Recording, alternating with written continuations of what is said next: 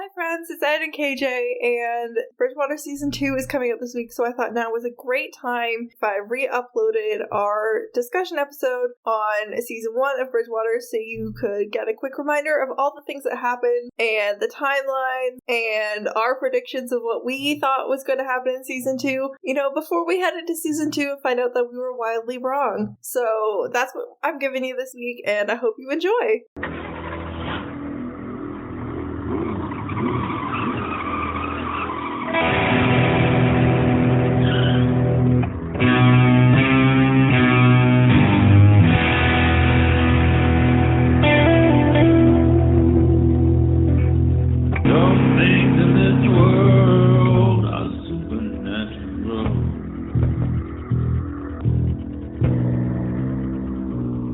My name is KJ, and you're listening to the Supernatural Opinions podcast, where some things in this world are supernatural. My pronouns are she, they, and this is the podcast where I talk to my fellow Supernatural fans about Supernatural, and we share our Supernatural opinions. Happy New Year! It is still 2021 when we're recording this, but assuming that all things go to plan, it is January 3rd, 2022 when this is being posted, so it's our first episode of the new year. Time travel. Meredith and Julia are currently undergoing finals, so they wish it was January. I wish a lot of things right now. I just want to pass. This week, we're going to be talking about Misha Collins' work on a podcast called Bridgewater. Reminder that discussion episodes are open to all seasons and episodes of Supernatural. We're not going to be focusing on Supernatural this week, but it could happen, and if it does, there are no limitations. There may be spoilers from episodes, including and beyond Season 1, Episode 20, Dead Man's Blood, which is what we covered last week. Coincidentally, with this same group of people, for the third week in a row, Meredith, Julia, and Francis. Meredith, introduce yourself. Oh, hi. Yes, I am Meredith. My pronouns are she and her, and I really just want to die. But this isn't cool enough to kill me, so... Yeah, it's cool. It'll be fine. I'm sure that by the time this comes out, it'll be over and you'll have done great. Yay. Yay. And Julia. That is the sound of a broken college student, if I ever heard it. Hi, I'm Julia. My pronouns are she, her. And I am excited to have a distraction from my finals. Julia's a freshman, so she is not yet completely broken. It's a very shocking experience. You'll get there. And Francis. Hey, I'm Francis, and I'm happy to be back. And you said this is the third week in a row now? Jeez. Yeah. I'm excited. And I go by she, her. Excellent. Most people listening to this podcast, I assume, know Misha Collins for his portrayal of Castiel on Supernatural from seasons 4 to seasons 15, because it's really what brought us all here to this Supernatural podcast. Oh, yes. But Misha has been super busy in the last 2 years, basically, since the show stopped filming. This man did not languish during the COVID pandemic at all. He put out a poetry book, which is excellent. He's got a cooking show, which should be starting any day from the time of recording. Conventions started back up, but I think by far my favorite thing has been his role on Bridgewater as Jeremy Bradshaw. If you haven't listened to season 1 of Bridgewater, it's 10 episodes. It's kind of a spooky mystery that keeps you guessing each week. So if you don't want spoilers for that, I would pause this here. You can come back to us when you're ready to hear some wild theorizing, and you'll want to hear the wild theorizing when you're done. It's 30-minute episodes. There's 10 of them. It'll take you 5 to 6 hours to finish. I know, because I did the whole thing last night. All the acting is just splendid. Yes, and it's all big name actors and actresses. It's really good. So the first time I listened to this show was week to week in the summer and early fall as it was airing, and the second time was when I was preparing my notes, which I meant to do over the course of about a week, and I did all except for one episode last night, so that was fun. I also spent a lot of time lurking on r/Bridgewater Podcast on Reddit and Twitter, so if you have been or were posting on that Reddit, thank you so much. There's not a ton going on there between the seasons, but I'm sure when season 2 starts at some point in this year, things will pick back up again there. So I'm actually so excited to have this particular group of people for this episode, because y'all were my support system. Oh no. This was the group of people that I was like, oh my god, did you guys listen yet today? Text me as soon as you're done listening. Oh my gosh, yes. The highlight of this year, really. Every Friday I had a class right in the morning and then a class in the afternoon, and I had 3 hours of time between those. So I would listen to Bridgewater between classes. Me too. I would get up in the morning and I would listen. I start work at 9, so I would start listening for during my first half hour of work for my Friday. But to start with talking about what actually happens in the podcast, I wanted to start with a quick rundown of the main cast. Obviously, Misha Collins is Jeremy Bradshaw, a 47-year-old professor of folklore at a local university in Massachusetts. In denial, that's all we need to say about Jeremy. His main character is being hyper-rational and in denial, and I have a whole character study on Jeremy in my notes. Basically, he's like the older male version of Scully. Yeah. Our leading lady is Melissa Ponzio as retired and somewhat disgraced former police officer Ann Becker. Mulder. Who was partners with Jeremy's father 40 years earlier. Melissa is well known for her roles on Teen Wolf, the TV series, Chicago Fire, and I believe she was also on The Walking Dead for a little bit. As Jeremy's missing father, Thomas Bradshaw, we have Canadian actor Nathan Fillion, very famous, but I know him from Castle, The Rookie, and the Netflix TV adaptation of A Series of Unfortunate Events, and Hermes in the very bad Percy Jackson and the Sea of Monsters movie. At least he made it somewhat okay, partially. Firefly!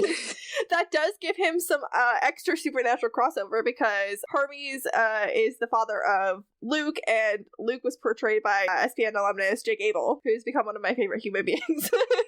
Jeremy's T.A. Vipin Karana, who must be protected at all costs, is portrayed by Karan Soni, who is, to me, probably the most recognizable as Dopinder in the Deadpool movies, but also had a 6-episode recurring arc on The Goldbergs and 1 episode of Brooklyn Nine-Nine, which is another show that I love. Yes, I remember him from that. Anne's grandchildren, Ethan and Olivia Hoskins, are portrayed by Samuel Marty and Sabra May, and Anne's daughter, Shelley Hoskins, is portrayed by Hilary Burton, whose husband is Jeffrey Dean Morgan, the talented actor who allows us to be so mad at John Winchester every week of this season. What a trooper. Hilary herself is a very experienced actress. She's been on The Walking Dead with her husband, did a 3-episode arc on Grey's Anatomy, is credited with 130 episodes as Peyton on One Tree Hill, which is most of, if not all of the episodes, as well as a bunch of other things. They were sparing no expense on acting.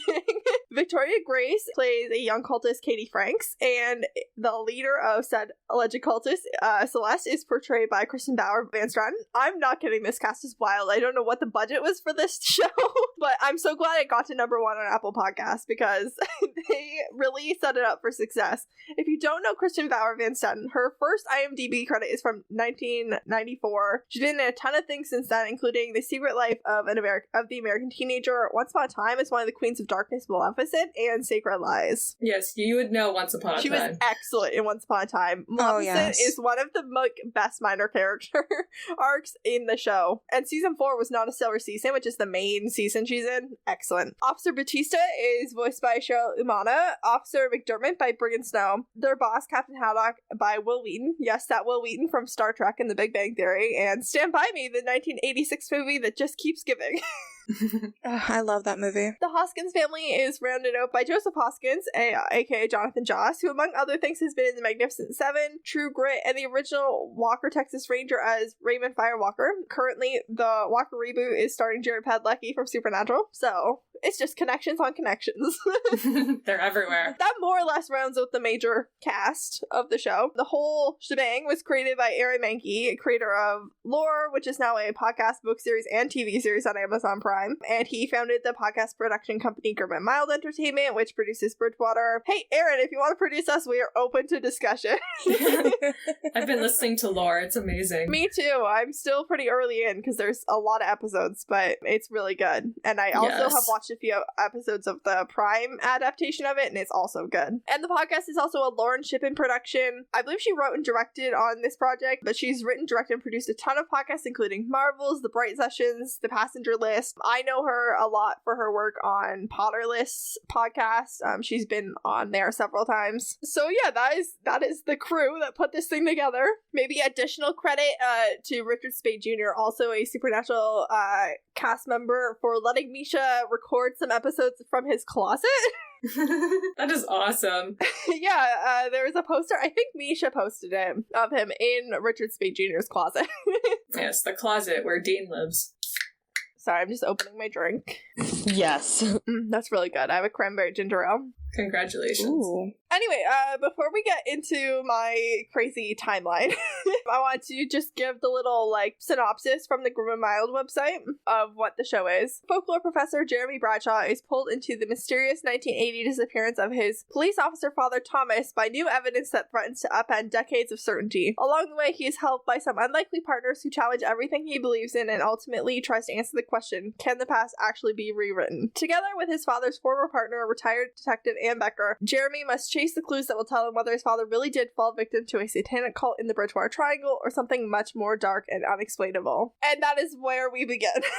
I wanted to create a timeline of events. My initial, theorem for, when I conceived an episode, I was like, I want to sit down, I want to do a timeline, because, we're learning things as we go. And also, listening to this the first time was 30 minutes once a week for 10 weeks. So it was spread out over 2.5 months. And I was like, I don't think it's that long in Showtime. Because Showtime always moves differently. It's pretty much exactly 2 weeks in Showtime from beginning to end. Yeah. For, the current day timeline. So I said, okay, I'm going to start the current day storyline based on the day that the first episode aired, August 6th, 2021, until I encountered something to suggest otherwise. I immediately encountered something that suggested otherwise.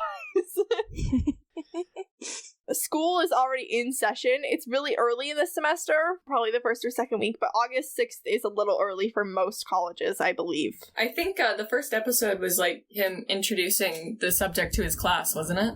Yeah, it wasn't the first episode, it wasn't the first class of the semester, but it was definitely, one of the first couple. So if it's a, couple of times a week class, it's probably still the first week of school. If it's a once a week class, it's probably the second week of school. I wish my university had a folklore professor. That would be awesome. I would take all his classes. Especially this in-depth. Yeah, I would take a lot of classes from Jeremy Bradshaw. But we don't, so I just have to, work folklore into my regular classes. We're gonna start with the pre-Thomas's disappearance to, the present-day timeline. Everything we know happened from about the time Jeremy was a kid to the current day. So, Jeremy and his dad start going on weekly walks or hikes in Freetown Forest when Jeremy is a kid. In episode 8, we find out that in 1979, when Jeremy was 4 years old, he was lost in the forest for about 7 hours, went missing from Anne's home about a year to the day before Thomas died, which you'd think would give me an exact date in 1979 that this happened to Jeremy. It did not. We will get there. After that, he has nightmares. Thomas also mentions in a tape in episode 3 that he has nightmares for several months, and it's unclear if he also went missing another time or if just looking for Jeremy, something happened to him or something. Our first solid date in the series is October 1st, 1979. Anne and Thomas go to look at Dighton Rock at the museum. Jeremy has the flu. Thomas refers to them by their police nickname B&B, Bradshaw and Becker, the dynamic duo, which is my favorite thing. They hate it, but I love it. Bed and breakfast. Thomas saw the lights at some point and woke up screaming every night after that for months before he disappeared. The lights. In episode 1, I had a little bit of trouble placing when Thomas went missing. Jeremy says 40 years, but he also refers to the 70s a lot, and so I was like, okay, maybe it's the end of the 70s or 1980, and I was like, okay, it's 1980. He definitely went missing in 1980. A lot of things were happening in 1980 cult wise. But Anne and Thomas were working on a cult case, and a 12-year-old girl, Francine, went missing from a Girl Scout camping trip. She walked out of the forest totally fine, and that's kind of when Anne and Thomas got onto this The Gathering Children of Tituba thing. Thomas starts having these nightmares, and they stayed active until the early to mid 80s. It was a few years. And then in episode 1, Jeremy does say 1980 specifically about when his father went missing, so that solidified that date for me. Episode 2 was where the timeline took a turn, and I found something that might be a clue, might be a mistake, might be something, might be nothing. Stay tuned. Vipin and Jeremy are discussing a news article about Thomas's disappearance, and Vipin says that Thomas went missing on December 12th, 1980. That's fine. That's good. In the next scene, Jeremy leaves this conversation and he goes to see Anne again. And Anne says that Thomas went missing on either November 15th or early November 16th, which is a full month and a couple of days off from what Vipin said. It's not close. I really hope that was on purpose. It's not the same month. It's not the same days, which means either the newspaper is just wrong and this is newspapers aren't accurate, or there's something weird there. And Jeremy does not comment on either of them. He doesn't correct either of them. And yes, he was a little kid, but you would think that that would be a date he would know and want someone to get correctly if somebody said it wrong. And the whole thing is he's trying to verify. He's very concerned with the where Thomas went missing in this kind of exchange. Because Pippin says Hockomock Swamp. Jeremy had always heard Freetown Forest. So then he's going in and he's like, where? And she says a totally different day. And he's so focused on the where, he doesn't correct either of them. I tweeted at Aaron Mankey last night when I discovered this. I haven't heard back. I posted on Reddit. I'm waiting for answers. If we get answers before